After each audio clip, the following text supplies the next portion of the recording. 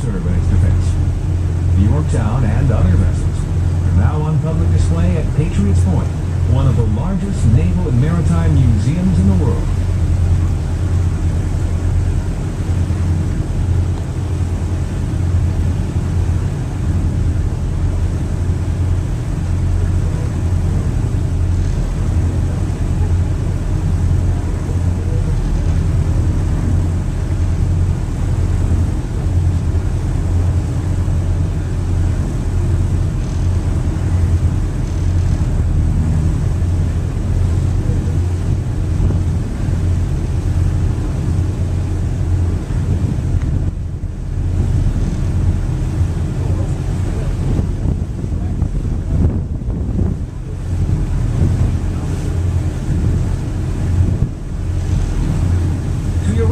You may know that the old city of Charleston is located on a peninsula, bounded on the east by the Cooper River, and on the west by the Ashley River.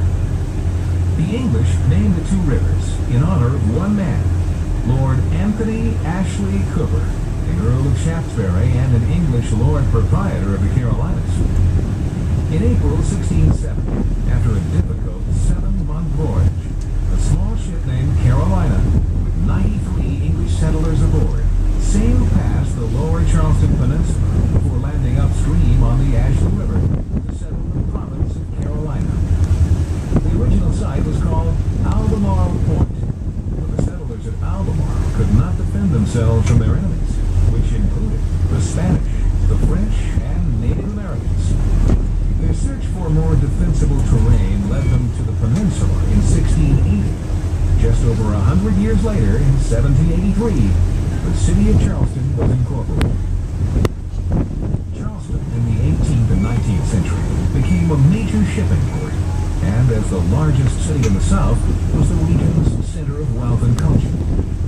The foundation of the economy was the slave labor-based plantation system that produced rice, indigo, and Sea Island cotton, principally for markets in England and the West Indies.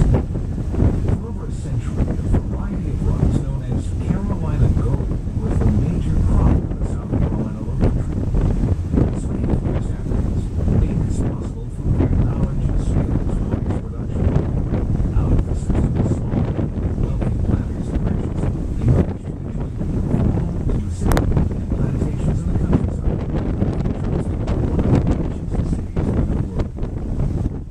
The small island coming into view on our right is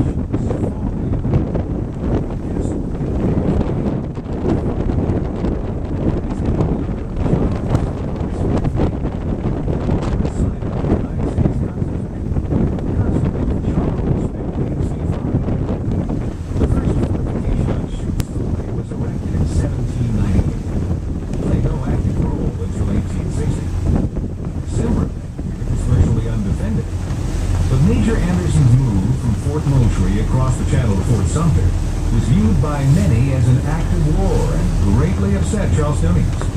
In retaliation the next day, December 27, 1860, approximately 150 South Carolina troops captured Castle Pinckney without incident.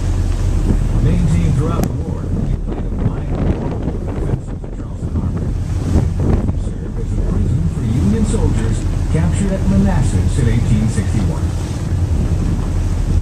In front of us is the entrance to Charleston Harbor and the Atlantic Ocean beyond.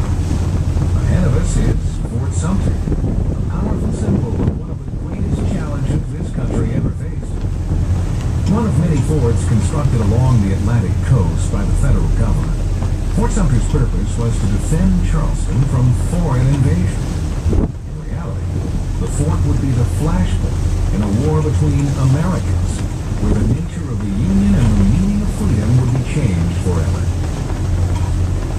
In 1829, the U.S. Army Corps of Engineers began to build Fort Sumter on a shoal or submerged sandbar in Charleston Harbor. The island itself was constructed of 70,000 tons of granite and other rock brought by sea from New England. By 1860, 31 years later, Fort Sumter was 90% complete.